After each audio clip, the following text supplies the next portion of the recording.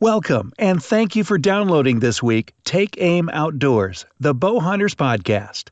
Whitetail hunting stories, tips, and gears from across country. And now, here is your host.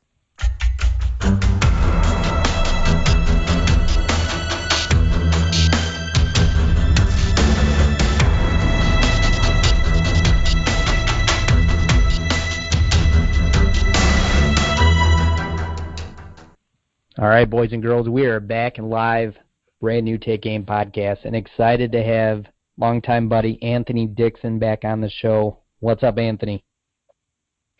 Not much, man. Just dumping cards and backing up to external hard drives. That's a fun job, man. I know that, man, I got so much I want to talk to you about, but you just got back from Africa, but before we get going with that, I just wanted to kind of talk about what do you got going on at home right now in Utah? You know, wife, kids, soccer is rolling right now for my daughter, and that's good. That's a couple days a week plus tournaments, and then my son starts playing some hockey. So my schedule right now is pretty chill, which is great, and I'm looking forward to getting back into the field here next week to do some elk hunting and just trying to maintain some balance during the season. Well, that's cool. What do you got for elk season coming up? When does that starts next week, and where's your tag good for? I'm going to start hunting next week, but the season opened up on the 18th here in the state of Utah. And I was out of country, so back now, repacking, cleaning cards, getting gear ready to go. I'm going to do a solo film, solo hunt, 4 days, not too long. Should be okay. I mean, I'm not a fan of staying by myself as much as I once was, but you know, you got to do what you got to do. Yeah, I think that is weird. It kind of changes. I hate to say it. It sort of changes with age, doesn't it? Like, I'm not a fan of doing the solo by myself hunts anymore, and I think it's just the reality of having family and responsibility kind of hits you. It might be that. I mean, I'm just social. You know, I enjoy hanging out, bouncing information off, having good conversation with people, and so. To shut all that off sometimes is a bit for me to handle, but I like I said, I don't really have a choice on this one. And a friend of mine gave me his spot. He drew some really good tags in the state of Utah, so I'm going to go out. And he gave me his nectar hole, and you know I'm not even allowed to bring a cameraman with me, so I've got to go solo on this, and the chances of me killing a decent bull out of this particular spot should be pretty good. Yeah, that's cool. No, I couldn't agree more. That's the, second element to it is just being able to, like you said, hang out, socialize, and that's a big fun part of hunting. And when you do it solo style, that all goes away, which to me, I totally agree, is not very fun. No, it kind of kills the hunt, to be honest with you. Yeah, it does. Well, that's cool. You got a little sweet, hunting hole, so to speak, and kind of bummer you can't bring anybody in there. But like you said, that's part of hunting sometimes, and you got to do what you got to do. Yeah, for sure, man, for sure. Well, that's cool. So now this area you're hunting, do you already have some elk lined up? Like, they're kind of going in this area quite a bit, or coming and going? Yeah, too? Years past, the information is there. And so I set a trail camera about 2 months ago, and I haven't had time to go back and check it. So it's going to be one of those things where I'm just as excited as ever just to get in there, see what's coming in, see how often it's coming in. And, I'll put out some Big and J long-range attractant and get that going, and there's water there too, which is the big draw. But I'm expecting bulls to be in there that are just over the 300, maybe even bigger. Who knows? But that's normally what my buddy takes when he's in this particular spot. Nothing wrong with that. I'd be thrilled, but that's coming from a guy that's never got to elk hunt. So 300 inches would be awesome. Yeah, I mean, I'm not a guy that's chasing 400. That's kind of a Utah thing where guys are so obsessed with numbers. I'm really just taking in the hunt more than anything. You know, that's what's fun to me, is the preparation that goes into it. And, you know, the killing is kind of the back end of the whole story, you know. It's good to do that, and you, of course, you always want to do that, but it is like, you know, that's just a small part of what's really going on. By the time you start your initial packing to the time you pull in your driveway, there's a whole lot more going on before you pull the trigger, and definitely after. Yeah, for sure. No, you're absolutely right. I know that we're going to jump into, you know, talking about you and this awesome Africa trip you just took, and the hunting you got to do there, but give me the groundwork for the trip, Anthony, and who you went with, and lay all that stuff out for us. Well, I got a call a few months back from a guy that works for TOG, the outdoor group, and Respect the Game. So he basically runs the Respect the Game TV show. He's one of my bosses over there, and he said, "Hey, man, do you want to go to Africa? Are you interested?" And I said, "Okay, well, give me the details." And he says, "Well, this is a package that you're going to do for animals. Of course, you want to get that out of the way first." It was 2 small, 2 medium, 1 large. And I said, okay, and then, you know, how much money is this going to cost me? So I had to pick up a little bit of the costs just on my travel and my tips. That was it. So relatively very affordable. And then I wanted to kind of do this on a budget. I didn't want to go over my budget because it was going to cut me short on some other hunts, and I just didn't want to do that. So to go to Africa with a budget is something that you don't hear a lot of people doing. I went with a friend of mine that we traded off filming, Eddie Edmondson, and Eddie and I have hunted in the past, and, you know, hopped on a plane. We met in New York City with the other guys from Respect the Game, and there was a total of 6 of us, and we had a really good time. The flight, for me, I took a red-eye out of Salt Lake, landed in New York City, hopped on another big plane, and then went 15 hours into Johannesburg, and then I hunted in South Africa. And I was up in the north part of South Africa, very north. And so going through customs and all that stuff, that's all pretty easy. I had no shots that I had to get and go to the doctor, any of that. I just needed a passport that was current. So I already had that. So very easy to travel. You know, if you buy your plane tickets early, you should get them for around 11 would be good price. And then depending on, you know, who you go with and what package you're looking for as far as the animals that you want to kill, that's totally up to the individual. So, you know, it's a long flight. It was 15 hours into Johannesburg, and then we hopped in a car, and you're in the city, and then you would drive 4 hours out, just like anywhere, just like being here in the States. And that was exhausting for me after doing a red-eye from Salt Lake City to New York. That was about 4.5 hours, 4:45. But so once you get over that, you get into Johannesburg, and it's, you know, you're in this, you know, pretty much a third world country, and we were escorted immediately as soon as we hit the ground. We had people that take us right through customs very quickly. I mean, we cut the line by 150 people. So when you're a hunter and you go there, usually whoever is, you know, handling your accommodations and what's going on, they take care of it like that. So, you know, people are looking at you like, who the hell are those guys? And, you know, you just passed 100. That's funny. Yeah, I didn't know that, so that's cool. Yeah, customs took all about 5 minutes.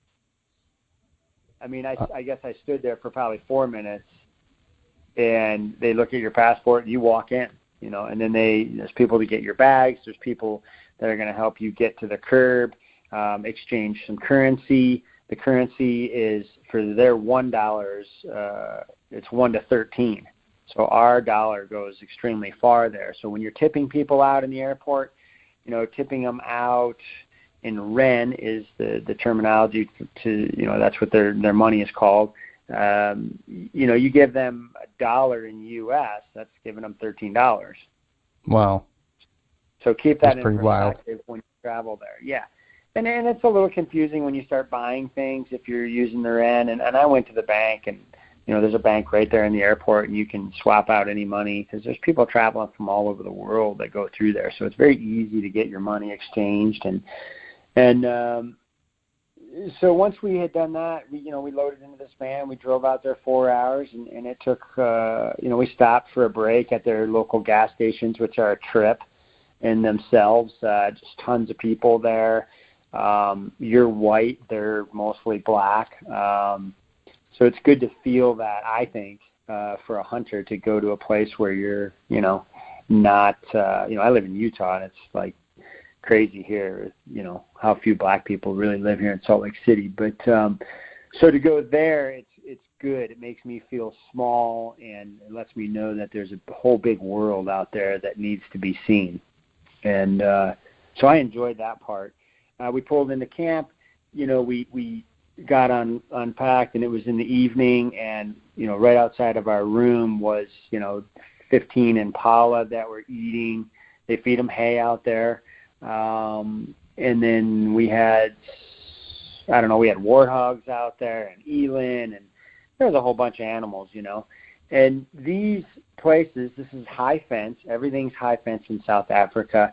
And, one of the places I hunted on was 15,000 acres. So when you think you're going to run into a fence or these things are tame, you've got another thing coming, depending on the pressure. Just like if you were going whitetail hunting in, say, Illinois or Iowa, if they get a lot of pressure on, say you go to Hudley's and, they're known for, ramming, 70 hunters through that.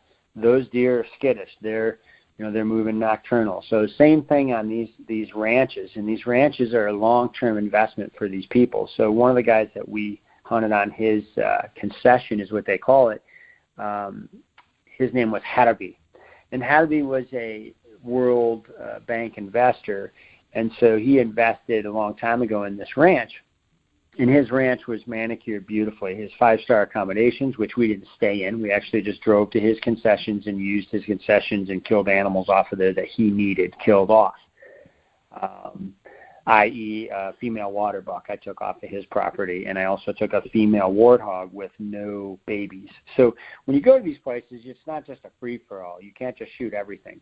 They have an agenda of what they would like you to shoot. You're going to be able to spend as much money as you wanted. I could have shot $10,000 worth of animals in about 2 hours off of one water hole.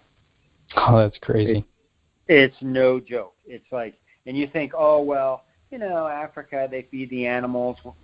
Being at you leave at this time of year in August, that is the tail end of their winter. So those people that are running those concessions, Hatterby is feeding those animals with hay because it's the end of the year. And he has so many animals on his ranch that, the food source that is there can't sustain the amount of animals that he has.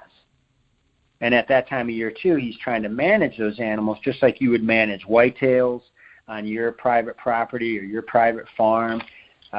You're trying to watch your buck-to-doe ratio. Well, they're doing the same thing with their Gims bucks and their warthogs and all of their animals. So it's not, I guess what I'm getting at is it's not much different than here. Right. That's kind of neat. I think neat in the fact that you mentioned they have, I guess what I'll call a management program, and they have an agenda.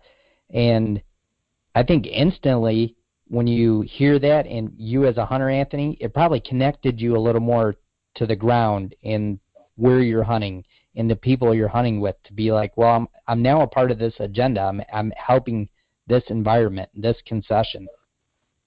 Yeah. I mean, exactly. Well put. I want to back up a little because my perception of South African hunting high fences was much different, obviously, because I hadn't gone there. So I thought it was going to be easy. I wanted to do more spot and stalk. I only had 6 days to hunt. I killed 4 animals in those 6 days, and I could have killed many, many more. but I was on a budget, and I wanted to stay on that budget. So a United States person would say, oh, well, they feed them. Oh, yeah, well, there's water. Well, guess what? You may have a water hole on your property here in the States. You may have a buck-to-doe ratio that you dislike. So you're gonna curve that, and you're going to make it better. Well, they're doing exactly the same thing, which I didn't know. And you're still facing some dangers. Like, a couple of the guys, there was a black mamba that had, scurried across the road, but they had gotten out of the truck, went out for about 15 minutes, and then came back, changed their position, what they were going to do. When they came back, here's a track that's 4.5 inches wide, the belly of a black mamba. Those snakes can go 15 feet long, and they can stand up. Huge. And they can stand up 2/3 of their body height. That is crazy. That thing can, that thing can look you in the eye and hit you. There's some dangerous animals there, and those, and I'm just bringing up snakes just because I'm just a freakazoid and can't handle them, and I don't want to see them, I don't want to look at them, I don't want anything to do with them. But so there is some dangers there. There was a hyena in one of in Hatterby's place where we hunted. I asked my guide, Ron. I said, do you ever see these things? I've always wanted to kill one, and he's like, no, I've seen one in the bush probably 3 times, and I've been doing this for 15 years. And he just so happened to run into one when we were tracking an animal. A hyena a brown one was laying down in the bush and then just took off running. Well, if you have a ranch, you don't really want those dangerous animals on there, but they get in there. They get in there and hunt just like any other animal. So it's really interesting. I sat in ground blinds most of the time. I sat in an elevated blind with a thatch roof. That's that old classic, African type of roof that one might associate with that part of the world. And that was really cool. You find yourself in a blind. You're sitting there. They bring out hay. They put it in these barrels or whatever you want to call it. I wasn't a big fan of that, but I didn't understand that these animals needed to eat. Everything's pretty much dried up. It's at the dead of their winter when I was there. So the only thing that was doing probably well are the giraffes, because they can still get to the tops of those trees and eat those fresh leaves. But most of the grass where we were was burned out. And so that was like legitly supplemental feeding to get them through the winter, basically. Yeah. For nutrition. Yep. Yeah, and they come to that. Okay, so you say, okay, great. It's no different than here. You sit on water here. You're constantly watching your wind. In the wind, the animals are going to come from downwind. So I thought, hey, I'm going to kill a warthog because those things seem really cool. Well, if you look at the structure, the bone structure of a warthog, their nasal passage is by far the biggest. Well, guess what?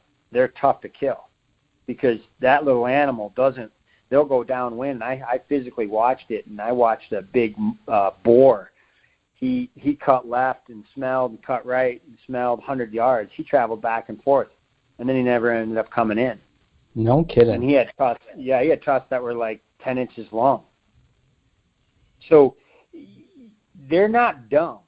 And what they do there, like, the South Africans, they like to smoke their cigarettes, which, whatever, I don't care. I was like, okay, well, you're going to have a cigarette, you're going to have a cigarette. So that kind of blows everything as far as your odor goes. We ran an Ozonics and just crushed it, and we started doing a little better. The first day we didn't use it. Second day we didn't use it. Third day we started using it and started killing more animals. One day we killed 3 animals out of 1 blind. Wow, that's a big difference. That was ring around the rosy. It was like, here, take the camera, I got the bow. You take the camera, you take the bow. Because depending on where you are, say you have 4 different animals and you've killed 3 of yours, but I've only killed 2 of mine. If my animal comes in, but I'm filming you, then we play ring around the rosy and you switch up on your gear. It's batshit crazy, man. Because you go from 0 to 60, and you got to kill these animals really quickly. Yeah, they're very edgy when they come into the water.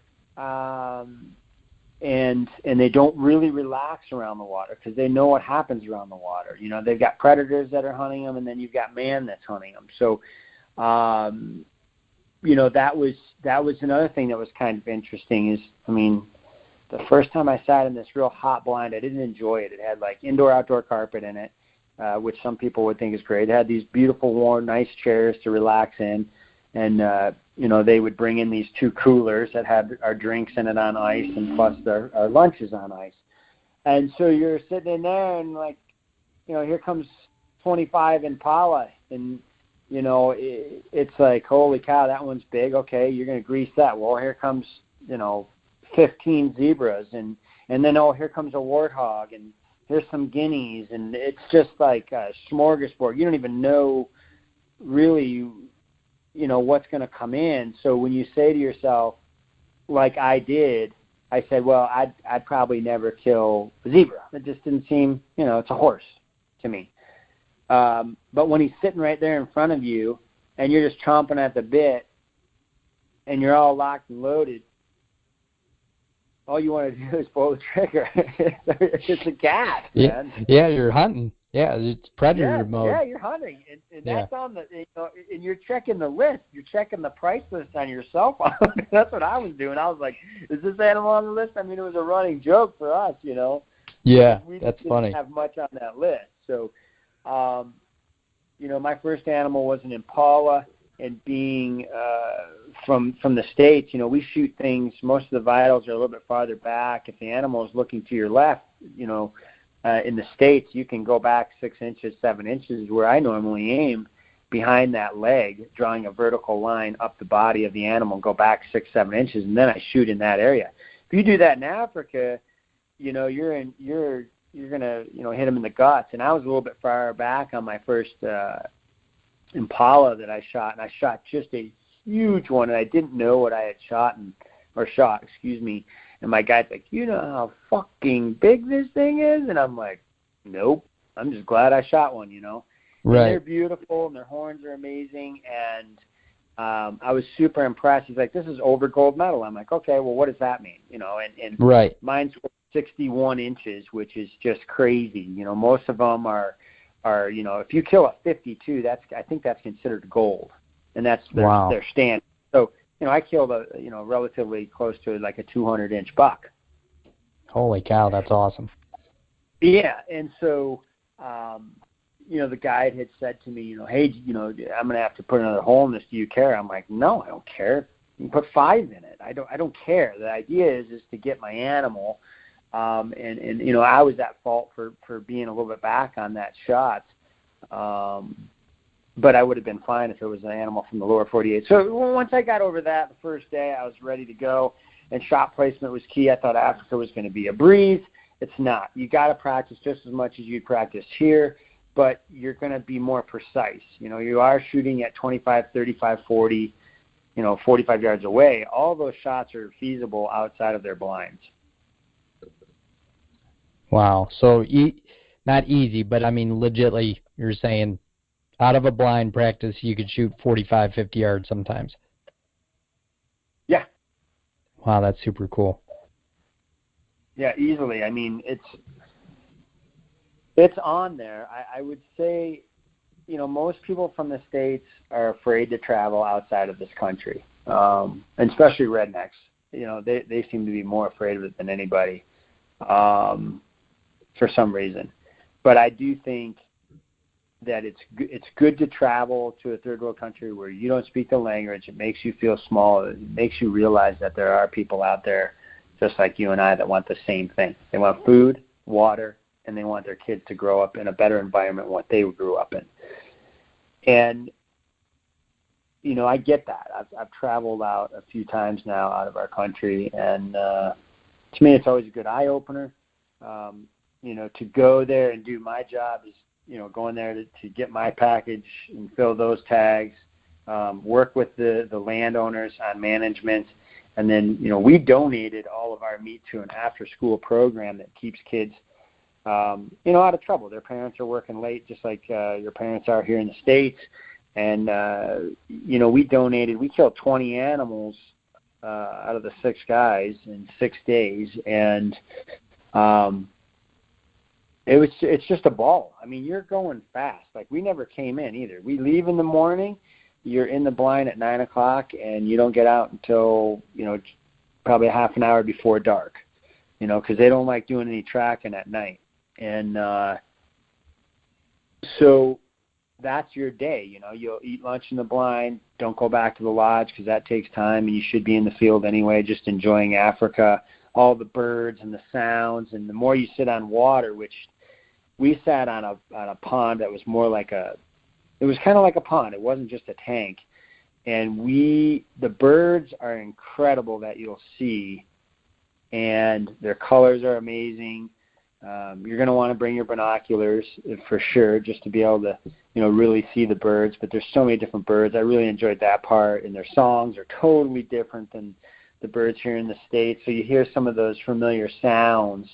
You might hear the zebras going, and you'll hear warthogs. And the warthogs kind of rule the roost when they're on the food or water. They kind of are oinking around like pigs and being pigs, and kind of kicking other animals off. And I don't know, I guess I'll back up a little bit. The one animal that I wasn't sure that I wanted to take was a female wildebeest. But after I hunted them, and I looked for one that was obviously a mature female, but wanted the right colors in her hide, and I ended up skull mounting that, and then they call it a wet tan, where they put a chemical bath on your hide, and then they wrap all that stuff, and then they send it all back to the States all in one shipment. So we'll send one box with all of our animals. So if you go there, say you and I went there, we would just pick one spot in the United States and send everything there. Okay. And it's very easy. I mean, you just mark it off on a piece of paper. The guide, you sign some papers each time you kill. Immediately when you come into the lodge, you sign your papers, get that stuff squared around, and then you're on. You go and take a hot shower, relax. I had cocktails every night around a campfire. We cooked up fresh meat every night, ate a lot of authentic South African meals, which I really enjoyed. It was all really good.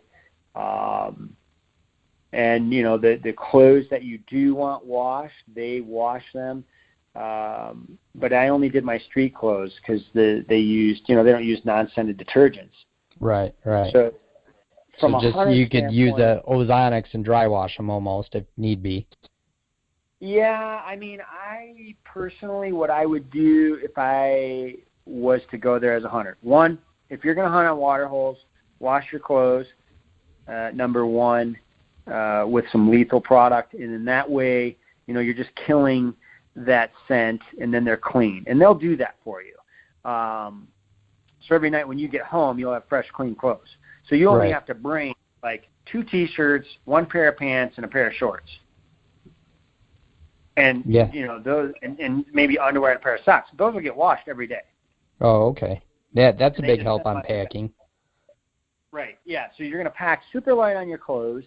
And you're going to be able to get your hunting clothes washed. I will bring non-scented detergent next time. I will keep using my ozonics because it just makes sense and it works. So then one thing that I would do, there are some trees on certain concessions that, they've got trees, I don't know what they're called, but they grow about 20 feet high to 30 feet high, and then they have these, they kind of flatten off on the top, so there's, great places to sit. So if I go back, I'll bring 20 tree spikes. I'll go downwind of the food and water about 200 yards where I can see, and hopefully you want to find some good cover, some open area there where you may be shooting from that position, but I want to be able to climb down on the tree and do a spot and stalk into where the animals are coming, and kind of ambush them a little bit more. I wouldn't set anything in the blinds that discourage the animal from coming in, like one of our shirts or something like that. I want them to just come in a little bit more relaxed, but where they hang up, just like a whitetail would or an elk would on water, I want to be able to get some shots on that and those locations and kind of change the way the footage looks from a filming aspect. And that's what I'll do. But I think controlling your scent, and to scent, these guys will smoke cigarettes, but what they do is they'll take the dung from any animal and they light it on fire and they put it in the blind. And then the animals don't really care. It's kind of bizarre. That is weird. So this stuff is smoldering underneath your feet, and all your clothes smell like that, instead of,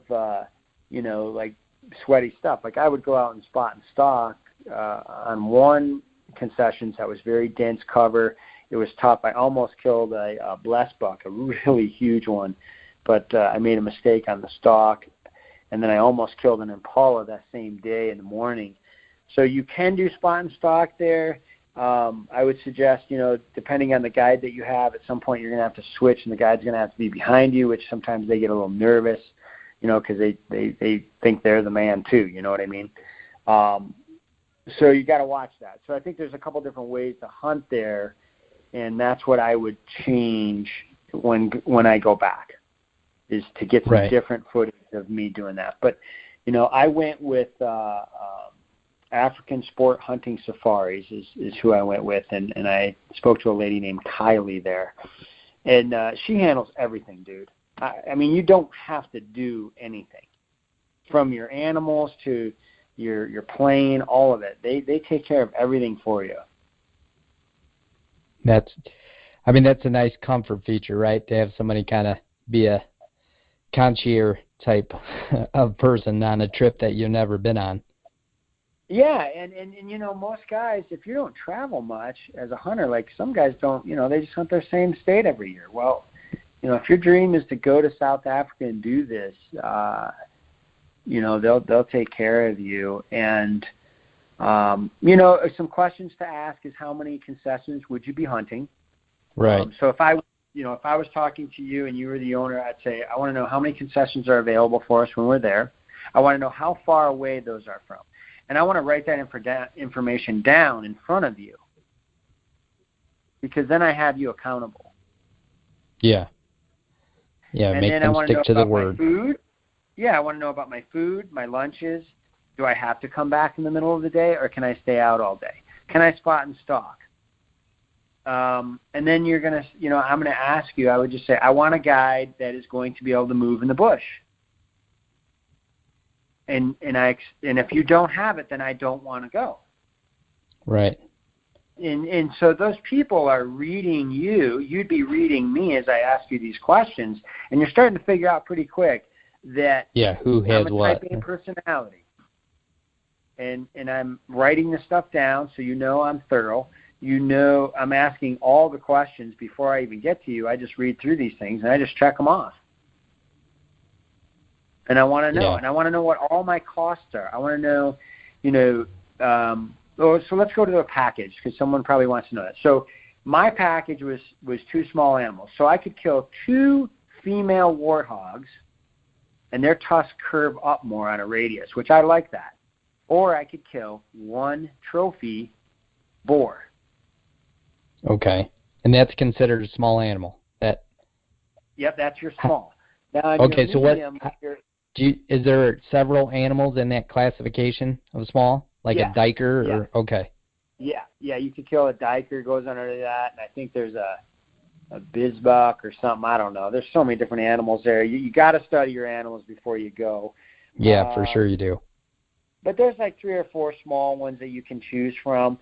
And then on the mediums, like, you could take 2 female impalas, or you could take 1 trophy. Okay. So it depends what you're looking, it depends what you want. And then on your big animal, I could take 2 female wildebeest, or I could take 1 trophy male.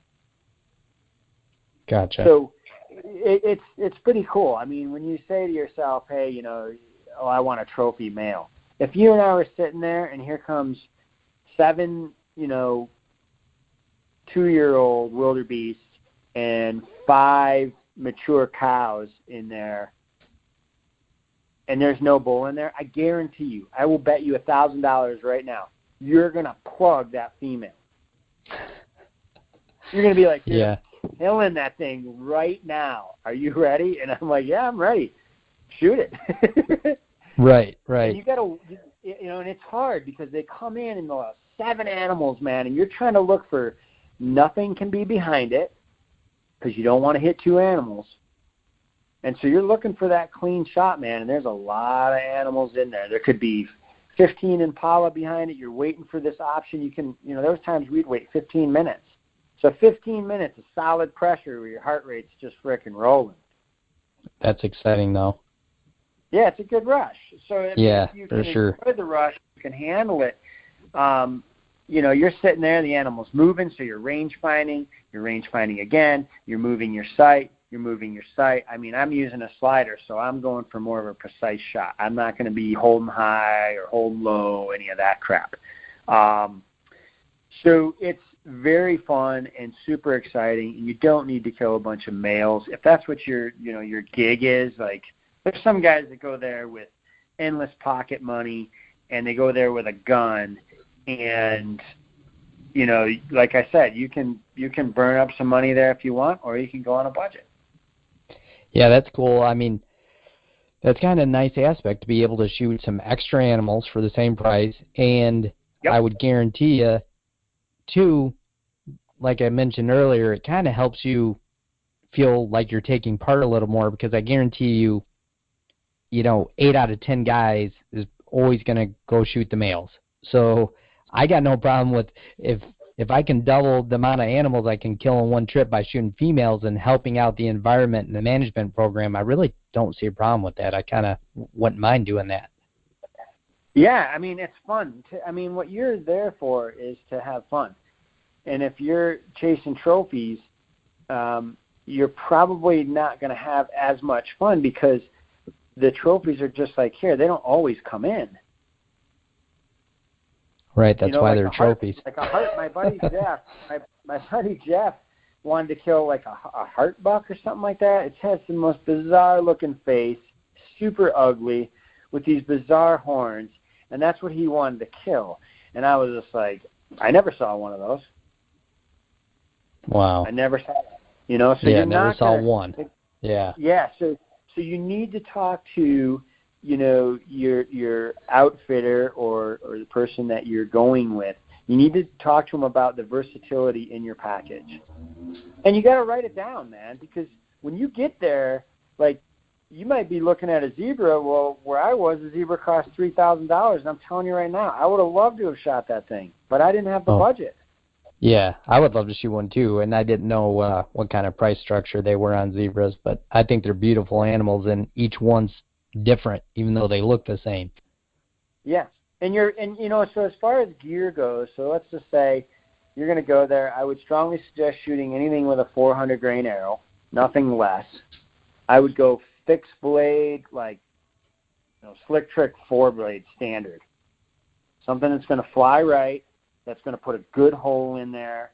And I would go with a little bit weight forward on the arrow, so maybe 30 grains up front, plus 100 grain head, because you don't always want to change out your heads, you know what I mean?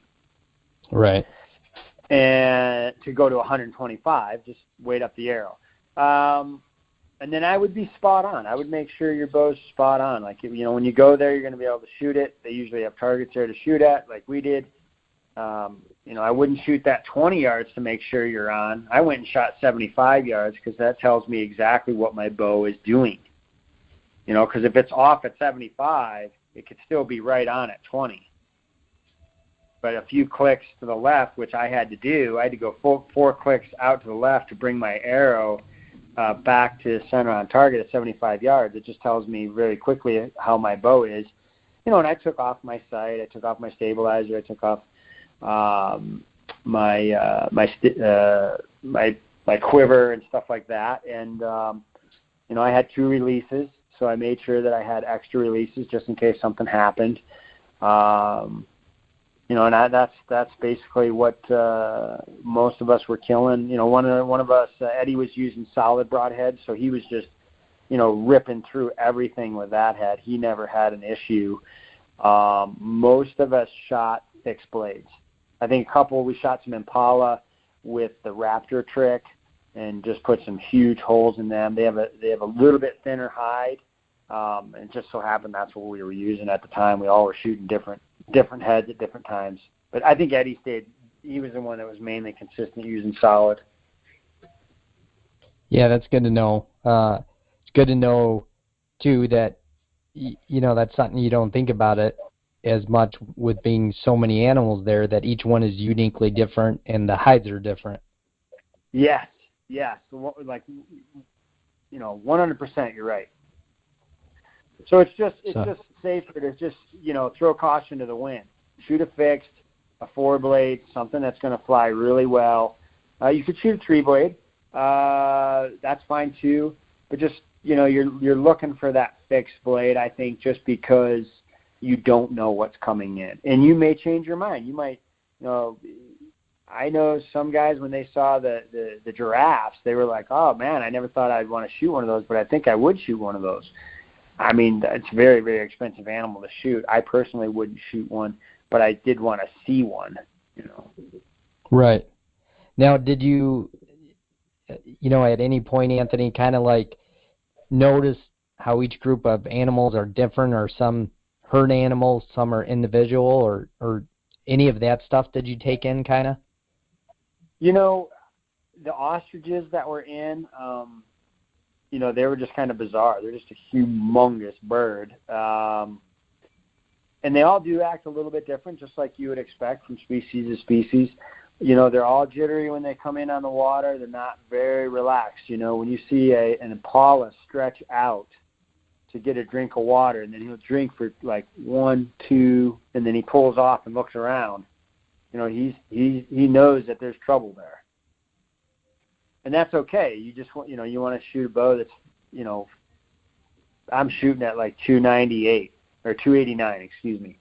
And that's fast enough. You know what I mean? Right. Yeah. And a lot of animals will duck. They'll duck low. We had wildebeest dropped 8 inches in a shot at around 38 yards.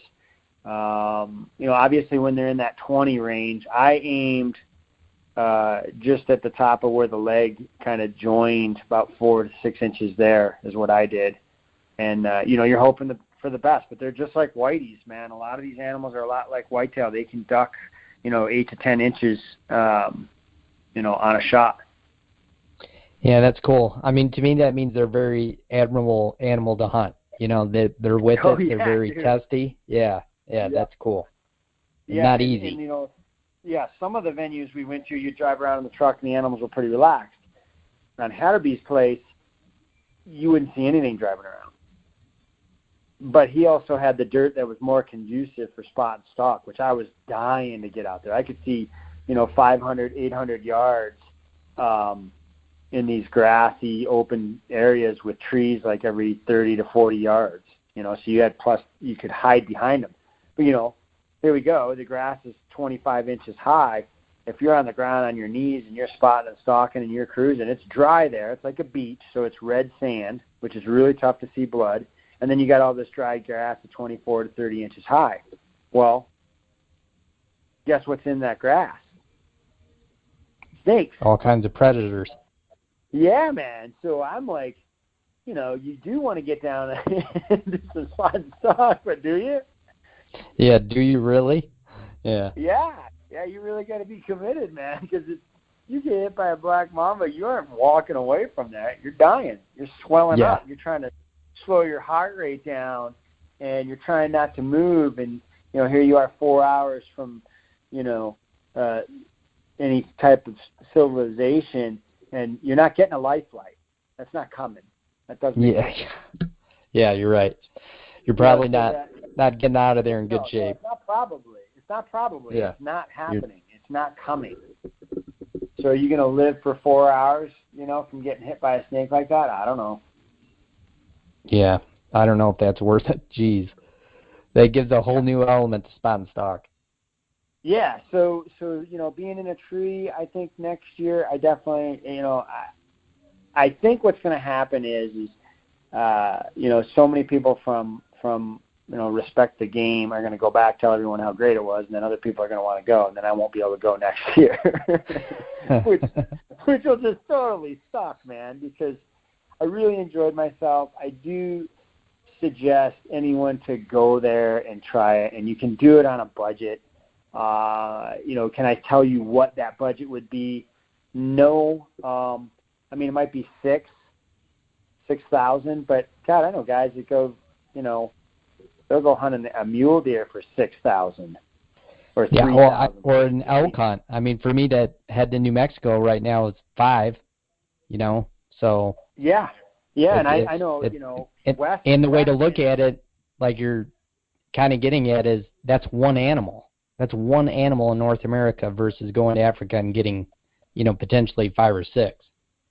Yeah, okay. I mean, that's it. That's exactly it. Like, and I can tell you, you're going to have way more fun going to Africa. Sounds like it. Sounds like a good time. To do it. You don't have to be in great shape. You do need to be in good shape as far as just being able to walk. You need to be able to, be effective shooting. You also need to practice shooting in a chair if you can. You don't have to, but if you can, it's going to open the door for a little bit more opportunity. You're going to have a good time. It's not scary traveling there at all. I didn't find it to be scary at all, even though I was with people. If I was going by myself, I think I still had, you get off the plane, there's a guy standing there with your name on a piece of paper. So not bad at all. Yeah, I mean, really, honestly, what you're explained is it's very upscale-like. So that alone takes a lot of the worries away, So it's just convincing yourself to venture out and do something outside of the norm. Yeah, they're very accommodating there. They want to know what kind of whiskey I drink. I'm like, look, I'll drink anything. I don't need to be pampered. It's super enjoyable. You're going to eat well. You're going to get treated right. You got to figure out your animals. And I would go, the last thing I would say is I will go for 10 days next time. That's 10 days of hunting. And what that's going to do for me is I want to go 2 days spot and stalk. Then I want to go sit in a ground blind for maybe 1 to 2 days. And this is doing this with a partner. And then I want to be able to go back and forth, depending on the weather. If it's a little windy, then that's a good day to spot and stalk, so we need to be able to do that. They're pretty versatile in what, meaning the guides are versatile. You tell them what they want, and they'll do the best to make it happen for you. I think doing 10 days of hunting so I can do more spot and stalk, plus do this tree stand thing of screwing in some spikes and climbing trees, and you're not going to have to do it at night. Like, we could get in there at sunrise, after breakfast, and then drive to where you're going, find the location, screw in the spikes, go up in the tree. I'll just run a small harness from climbing, rock climbing harness, and I'll either bring my rope and just wrap down, or I'll just climb down quickly off the pegs. I don't know which way I want to go with that yet, but that's kind of going to be my next gig when I go there. Yeah, that sounds cool. And that's cool that you figured out some ideas to do it, and I would guarantee that you'll probably be thinking about that almost daily until you go next time, which is kind of neat. They have that part of Africa ingrained in your brain every day.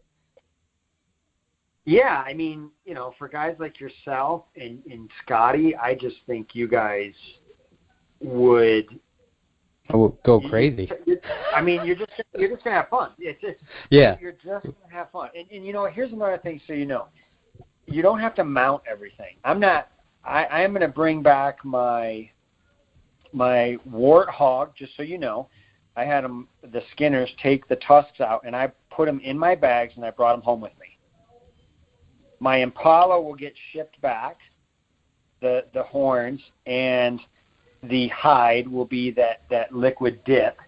And then my wildebeest, same thing. I'll go European on the skull, and then the hide, I'm going to have that tanned.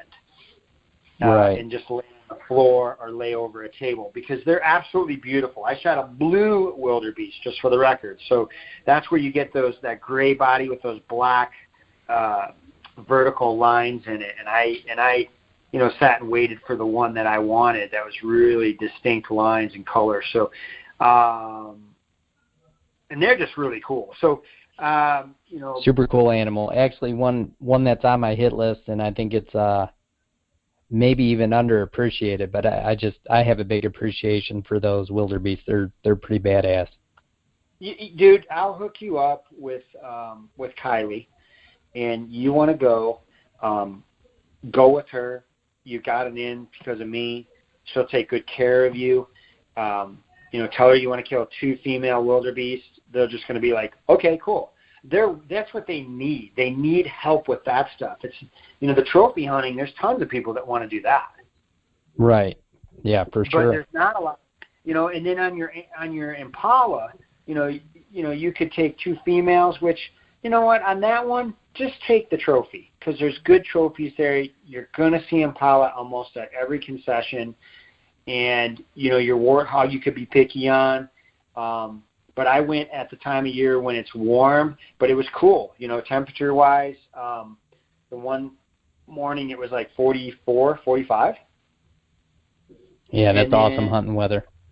Yeah, it's just perfect. I mean, the windy days, we had a storm that was there, and it was just windy, and the guys were kind of pissed off about it. They were just like, oh, my gosh, this is horrible.